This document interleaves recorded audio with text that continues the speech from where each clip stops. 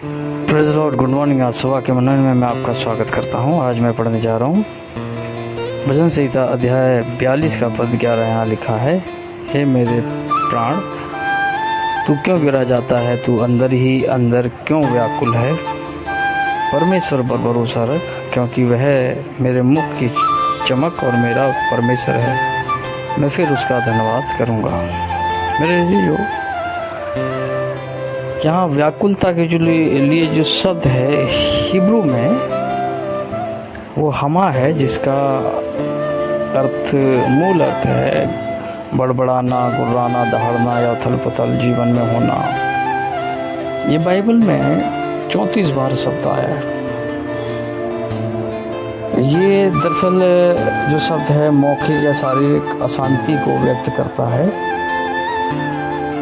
जिसमें प्राकृतिक घटनाएं, जानवरों की गुर्राहट, मानवीय उपद्रव और बेचैन आत्मा की तरह आत्मिक, आंतरिक, भावनात्मक उथल पुथल शामिल है।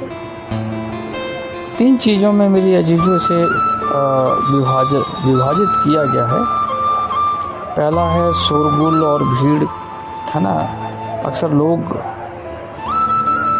हम जिस परिवार में रहते हैं, हमें शोरगुल सुनाई देता है। लोग हमें बोलते हैं ऐसा कर लो, वैसा कर लो। जानवरों की आवाज़ भी इसमें सम्मिलित है ना। संसार में लोग कुछ जानवर किस्म के लोग हैं जो फाड़ खाने के लिए वचन में लिखा हुआ है कि फाड़ खाना, जैसे शैतान जो है फाड़ खाने को बैठा हुआ है, तैयार है शैतान, और ऐसे व्यक्ति को खोजता है कि किसको फाड़ खाए। आंतरिक उथल पुथल को भी ये दर्शाता है शब्द के अंदर जो व्याकुलता है। मैंने कहा ये जो शब्द है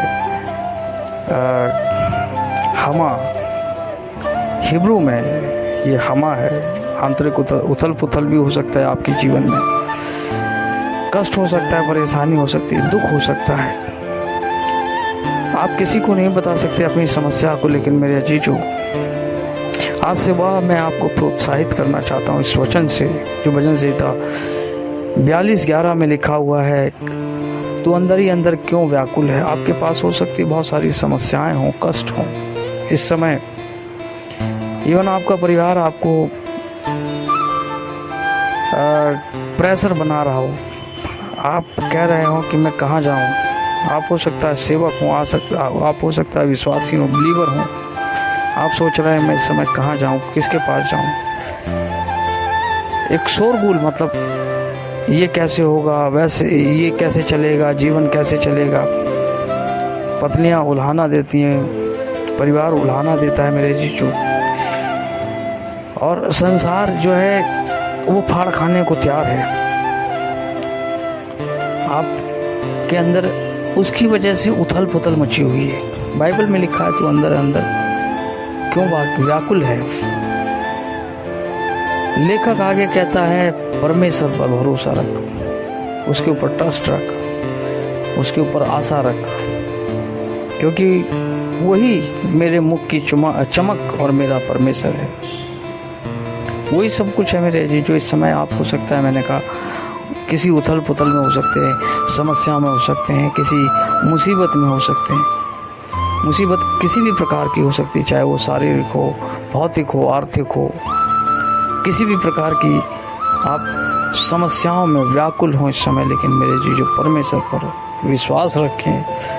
यहाँ एक बहुत अच्छी बात जो वचन में मुझे दिखाई देती है, प्रतीति करता हूँ मैं इस वचन की, कि मैं फिर उसका धन्यवाद करूँगा। इट मीन्स कि हम पहले परमेश्वर का धन्यवाद कर चुके हैं कई बातों को लेकर, और हमें ये भी यकीन है, विश्वास है कि परमेश्वर ने हमारे साथ बीते सालों में, बीते जीवन में हमारे साथ काम किया था। वो आज भी मेरे जी, जो परमेश्वर अपने काम को सक्षम है करने के लिए।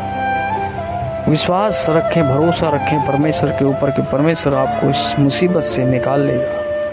मेरे जी, जो मैं आज इस वचन से आपको प्रोत्साहित करना चाहता हूँ, दोबारा प्रभु के चरणों में बैठे हैं, उससे प्रार्थना करें, प्रभु मुझे इस समस्या से निकालो। प्रभु मैं इस समस्या में हूँ, मुसीबत में हूँ, परमेश्वर आपको ज़रूर निकालेगा। मेरे जी, जो विश्वास के साथ प्रार्थना करें।